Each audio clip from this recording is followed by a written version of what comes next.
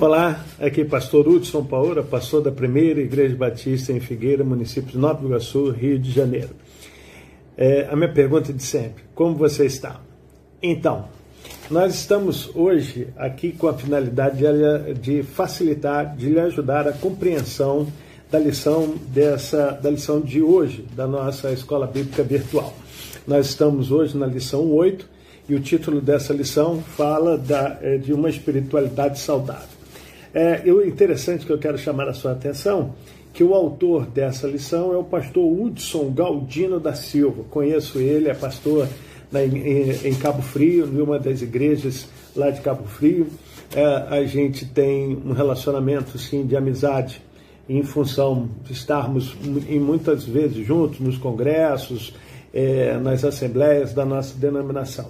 É um homem de uma capacidade muito grande e com certeza merece crédito e devemos dar crédito ao que ele escreveu nessa lição. O texto usado por ele é o texto de 2 Pedro, capítulo 3, dos versos 8 a 18, que vai falar, entre outras coisas, a nossa esperança e aguardo da volta de Jesus. Então, eu penso que é aí que nós temos que parar e pensar um pouquinho antes de prosseguir na lição. Se você acredita, se você espera, se você anseia pela volta de Jesus, então tudo isso que vai ser exposto para você na lição de hoje vai fortalecer mais a sua fé e deixar você convicto de que você precisa cada vez mais se esmerar em entender as Escrituras Sagradas e compreendê-la e pô-la em prática na sua vida diária. Então, preste atenção, o fim vai justificar o meio, ou seja, com o fim na esperança e na certeza que Jesus vai voltar para ou de que nós vamos viver eternamente com Ele nos céus, então o que nós vamos hoje aprender vai nos ajudar a guardar com paciência esse tempo. E uma espiritualidade saudável não está limitada a tempo e espaço, até porque se a gente for olhar para a questão do tempo e da demora, e já falamos, eu, por exemplo, sou batizado há 46 anos, e há 46 anos eu ouço que Jesus vai voltar, e ele ainda não voltou. O fato não é ele ainda não voltou, mas como eu me comporto diante dessa espera, dessa demanda e dessa demora também. Então, hoje, a gente tem que parar um pouco, olhar para o texto. É bom que você dê um pause aqui nesse áudio que eu estou produzindo para você. Isso, dá um pause aí e pega a Bíblia e leia a segunda carta de Pedro. Pode ser só o capítulo 3, do 1 ao 18. E veja o que Pedro está escrevendo ali.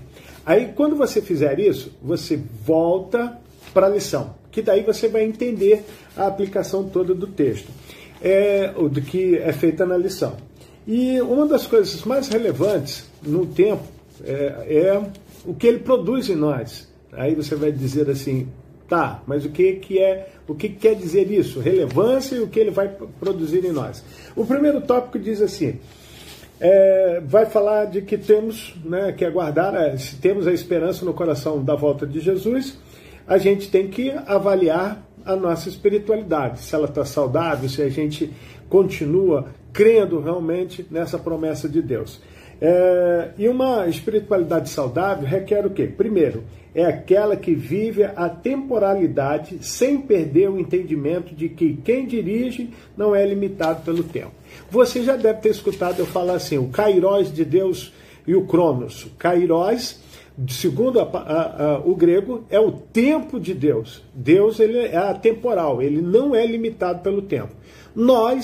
O nosso tempo se chama Cronos. Lembra daquele instrumentinho, cronógrafo, que a gente mede corridas, tempos, em medidas bem específicas e bem pequenas, né? Então, cronômetro, né? Então, a gente precisa falar e pensar naquilo que estamos falando, né?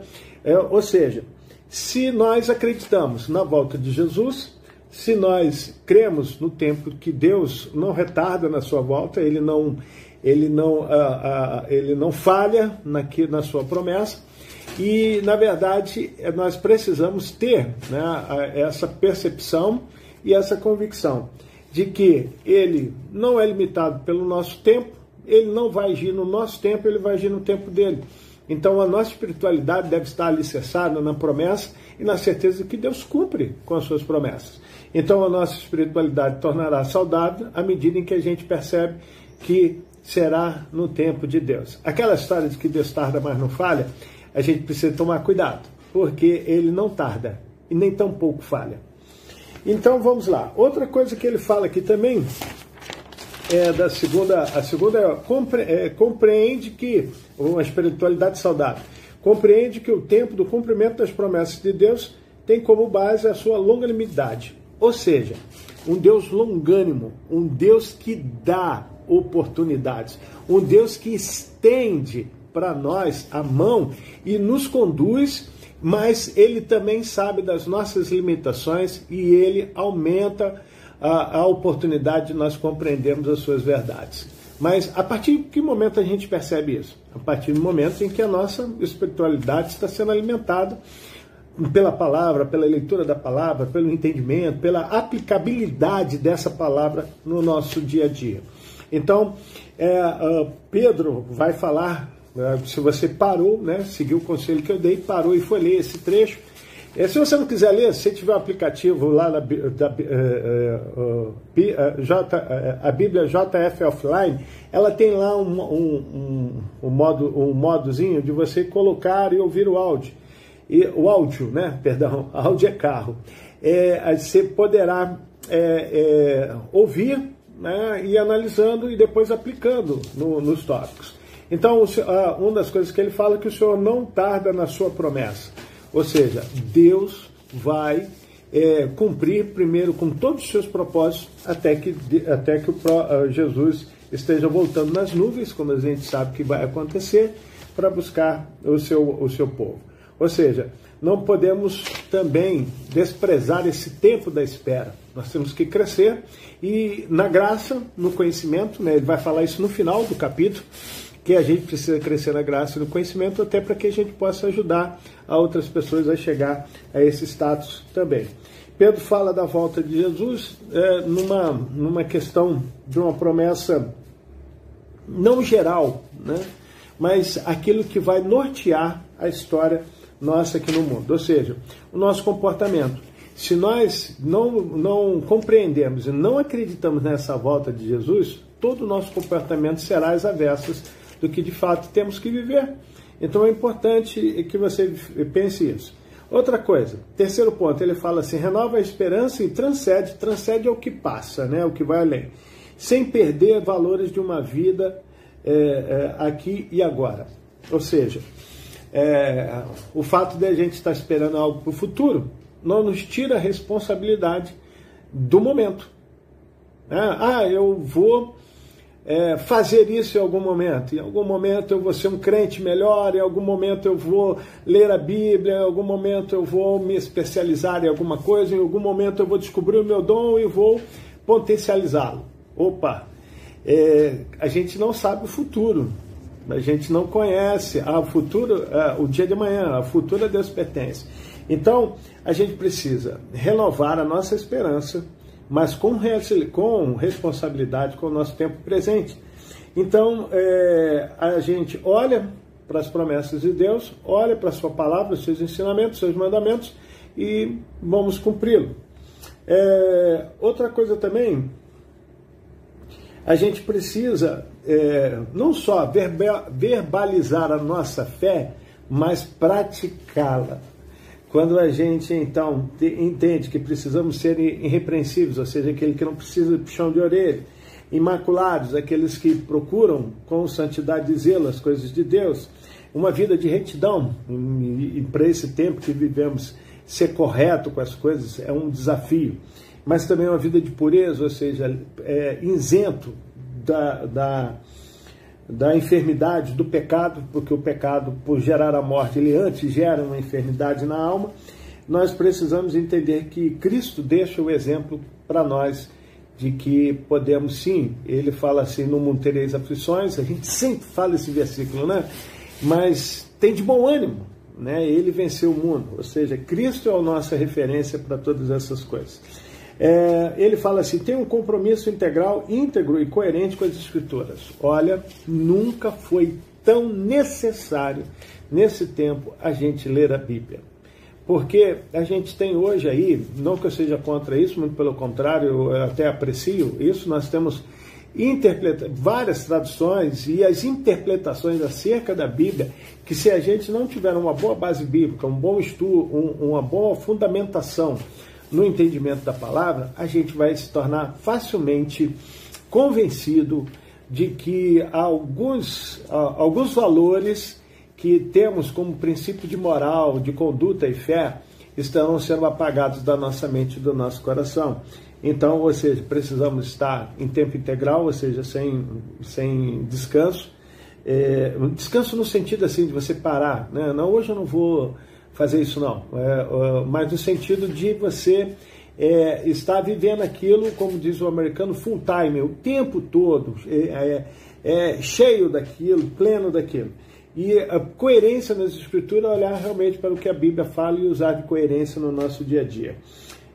Não existe uma vida saudável, já que estamos falando de uma espiritualidade saudável, sem que haja uma boa alimentação. Então não existe uma espiritualidade saudável sem a leitura e oração, ou leitura da palavra de Deus e oração, e a aplicabilidade dessa palavra na nossa vida. Quando a gente fala aplicabilidade, a gente está falando de como nós devemos nos comportar e de como esse comportamento vai influenciar outras pessoas. Ou seja, é o aprendizado sendo reproduzido e conduzindo a não só a mim e a você, mas a todos que estão à nossa volta. Então vamos aqui, a gente está quase chegando no final. Ele fala também aqui, sempre redireciona o seu foco de vida e conhecimento na pessoa de Jesus. Não podemos tirar Jesus do centro das nossas pregações. A nossa pregação deve ser cristocêntrica. Portanto, a nossa fé é cristocêntrica. Cristo no centro, a palavra quer dizer isso. Se nós olhamos para Jesus, que é o autor e o consumador da nossa fé, nós vamos lembrar de palavras como de João no Evangelho, no seu Evangelho, no capítulo 3, verso 30, convém que Cristo cresça e que eu diminua. Pedro vai falar algo concordando com isso. Ele diz, antes crescei na graça e no conhecimento do nosso Senhor e Salvador Jesus Cristo. É no verso 18, se não me falha a memória. Pedro, diante de tantas incertezas dos cristãos, e a gente vive essas incertezas, e diante dos que se diz, né, essa volta de Jesus, você pode dizer assim, tudo bem, pastor, mas Jesus está demorando a voltar. Olha, eu quero dizer para você que se você for um bom leitor da Bíblia, você vai perceber que a volta dele está muito próxima, porque tudo que a Bíblia fala está se cumprindo. E, para a gente finalizar, para a gente poder aqui ter uma percepção de toda a proposta de lição, a gente precisa pensar em três coisas aqui para pensar e agir. Compreenda e viva o tempo de Deus com paciência e fé. Ou seja, muitas vezes a gente não tem as palavras que às vezes nós lemos, ela tem que ver o sentido do contexto, né? Paciência, perseverança. Aquele que perseverar será salvo. Ou seja, muitas vezes perseverança é interpretado como a questão de continuidade. E é de fato. Mas perseverança também, em muitos textos da Bíblia, quer dizer zelo. Como assim, pastor? Quem persevera, quem tem continuidade, quem está fazendo sempre, está zelando para que aquilo seja uma verdade ou seja aplicado na sua conduta e na sua história, portanto, na sua fé também. Nossa esperança na eternidade não pode diminuir o nosso cumprimento, nosso compromisso, com os valores do reino de Deus. Ou seja, o que vai determinar a nossa permanência vai ser a nossa fé e a nossa crença no reino de Deus, que já foi inaugurado desde que Jesus se cumpriu, a promessa de Jesus nascendo, né, e crescendo e exercendo seu ministério e cumprindo o plano de salvação de morrer na cruz, ressuscitar ao terceiro dia e a sua ressurreição que nos garante vida eterna. Então, portanto, nesse tempo em que de espera, e também de expectativa da volta dele, nós temos o compromisso de pregar essas verdades às pessoas. E uma coisa que não podia faltar e de dizer para você: dedique mais tempo em oração e leitura da palavra. Só assim a gente vai conseguir resultados melhores e maiores. Albert Einstein diz que é idiotice, desculpa, essa palavra é forte, né? Mas é exatamente isso. Quando a gente quer resultados diferentes ou resultados maiores fazendo a coisa da mesma forma. Em tese é isso que ele falou. Ou seja, não dá para a gente ser um crente melhor se a gente não se esmeira em estudar mais a Bíblia. Não dá para a gente acreditar na volta de Jesus se nós não acreditamos que existe uma eternidade após a morte. Não dá para a gente convencer as pessoas de que há um Cristo vivo e que sustenta a nossa fé se nós também não estamos vivendo essa fé, vivendo de maneira a dizer às pessoas que temos alguém que é o dono da nossa vida, portanto, aquele que cuida de nós. Eu gosto muito de quando o Davi escreve dizendo: eu sou pobre e necessitado, mas o Senhor cuida de mim. Como também gosto do Salmo 112, que diz que o justo estará em memória eterna. Então, na lição de hoje, que fala sobre uma espiritualidade saudável, que tal você mudar alguns comportamentos, mudar algumas percepções daquilo que está à sua volta e dos acontecimentos e correlacioná-los, né, com a Bíblia. E aí a gente vai perceber de que a gente está no caminho certo. Estamos na veredas da justiça, da verdade e, portanto, não temos o que temer, só ao que esperar. E o que, pastor? A volta do nosso Jesus.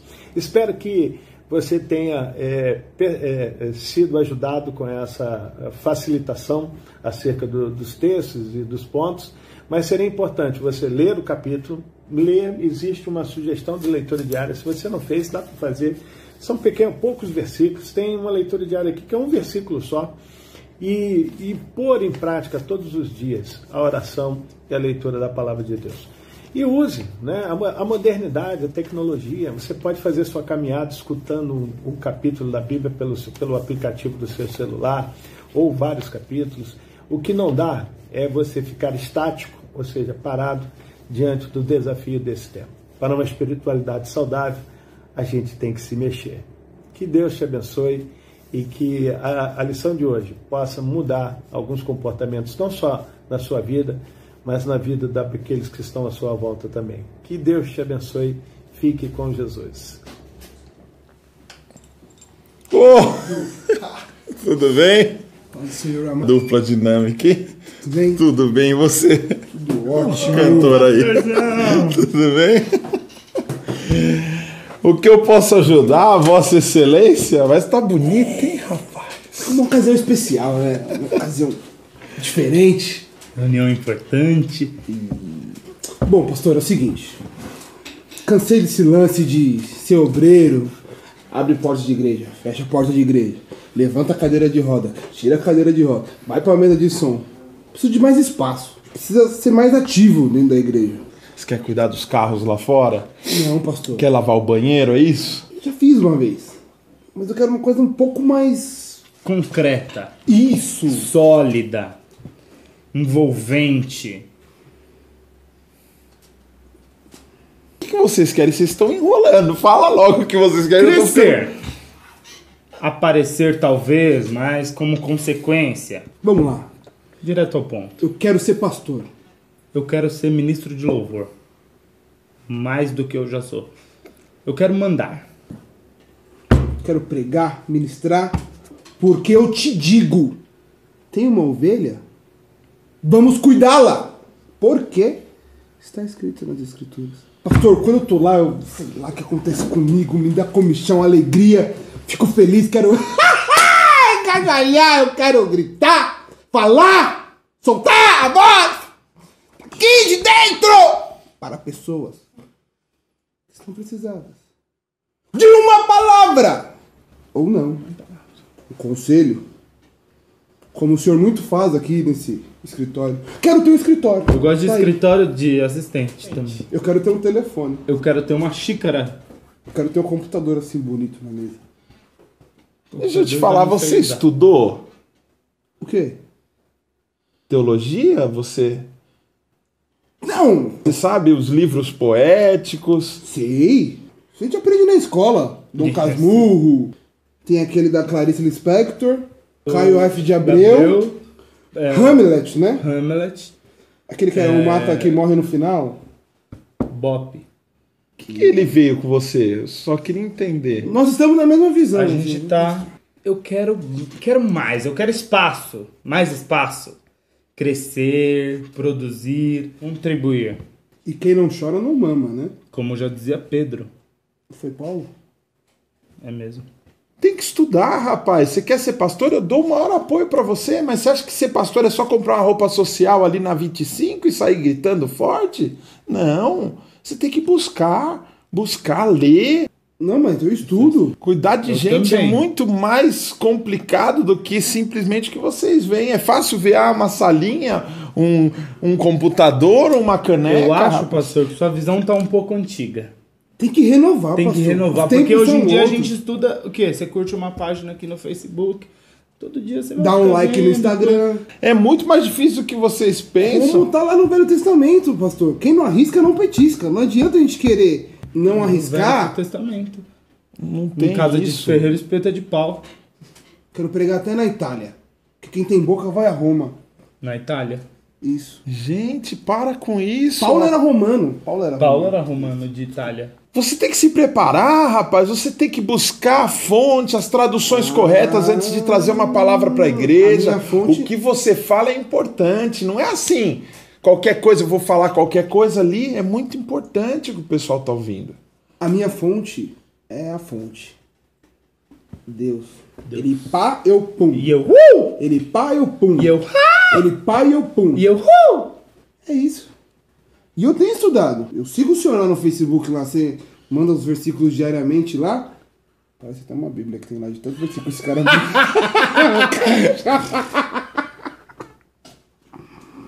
Ele tá aí, né?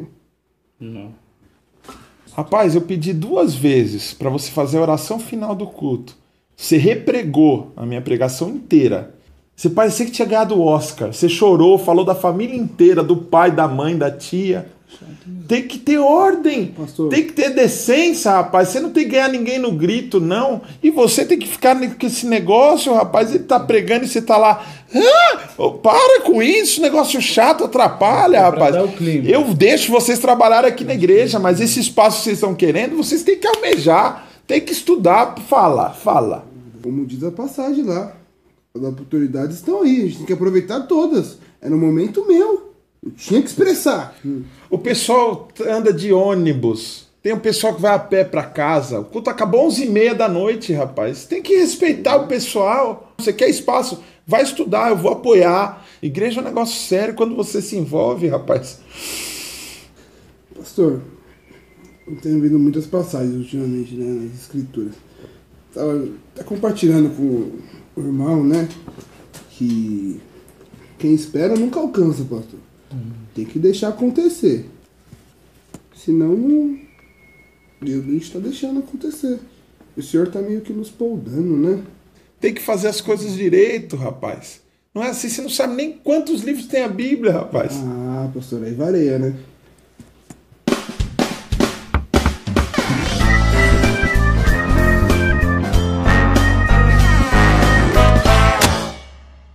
Manda quem pode, obedece quem deve. É isso aí, é isso aí. Quem quer vai, quem não quer manda.